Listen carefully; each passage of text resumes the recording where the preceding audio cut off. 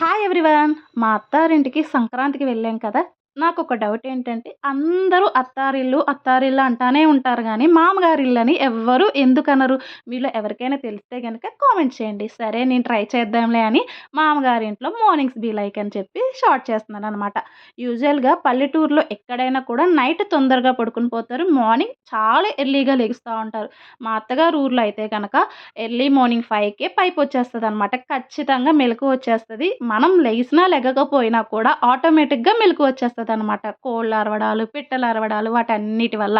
మా ఆయన అయితే గనక ఇక్కడ విజయవాడలో ఉంటే 9, 10 వాళ్ళిష్టమొచ్చినట్టు లెగుస్తారు. అదే గనక నిండ్రకోళ్ళు వెళ్ళామంటే 5కి ఖచ్చితంగా 5, 5:30 లేదంటే 6కైనా కూడా లేచిపోతా ఉంటారనమాట. అది మనం కావాలని పడుకుందామన్నా కూడా పడుకోలేమనమాట. పల్లెటూరు యొక్క అందం అంత ఇదిగా ఉంటది. అంత మంచిగా ఉంటదనమాట. అలాగే నైట్ అయ్యేటప్పటికి యాజ్ యూజువల్‌గా తొందరగా పడుకొని పోతా ఉంటాం. మీ మామగారింట్లో మీరేమి చూసారో కామెంట్ చేయండి.